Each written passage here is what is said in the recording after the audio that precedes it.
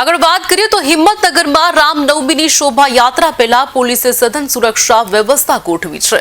સાબરકાંઠા જિલ્લા પોલીસ વડા વિજય પટેલની આગેવાનીમાં વ્યાપક વુડ પેટ્રોલિંગ હાથ ધરવામાં આવ્યું। મહત્વનું છે કે વુડ પેટ્રોલિંગ હાથ ધરાયું હતું, જ્યાં 6 એપ્રિલે છાપરિયા વિસ્તારમાં રામજી મંદિરની ભવ્ય શોભાયાત્રા નીકળશે, જેને લઈને વુડ પેટ્રોલિંગનું આયોજન કરાયું, જેમાં ડીવાયએસપી, એસસી સેલના ડીવાયએસપી, પીઆઈ સહિત 100થી વધુ પોલીસ કર્મીઓ જોડાયા હતા। પોલીસ ટીમે છાપરિયા વિસ્તાર, મહાવીર નગર, ન્યાય મંદિર અને વણઝારા વાસ સહિતના સંવેદનશીલ વિસ્તારોમાં 2 કલાક સુધી પેટ્રોલિંગ કર્યું હતું।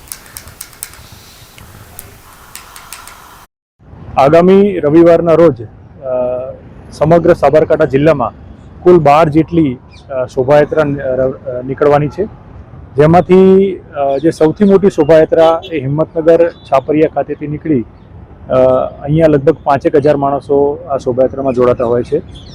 સંવેદનશીલતાને ધ્યાનમાં રાખી અને કુલ 800 પોલીસ, 4 ડીવાયએસપી, 1 એસપી અને લગભગ 18 જેટલા પીઆઈ અને પીએસઆઈ એમ કુલ 2,000 માણસોનો બંદોબસ્ત રાખવામાં આવ્યો છે।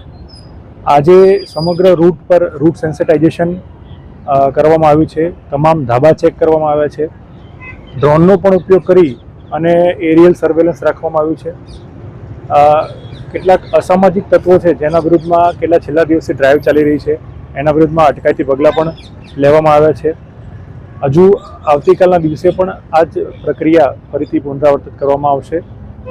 સમગ્ર બંદોબસ્તને 3 લેયરમાં રાખવામાં આવ્યો છે। એક છે યાત્રા સાથેનો બંદોબસ્ત, બીજો છે બફર ઝોનનો બંદોબસ્ત અને ત્રીજો છે ડીપ પોઈન્ટ અને ધાબા પોઈન્ટનો બંદોબસ્ત।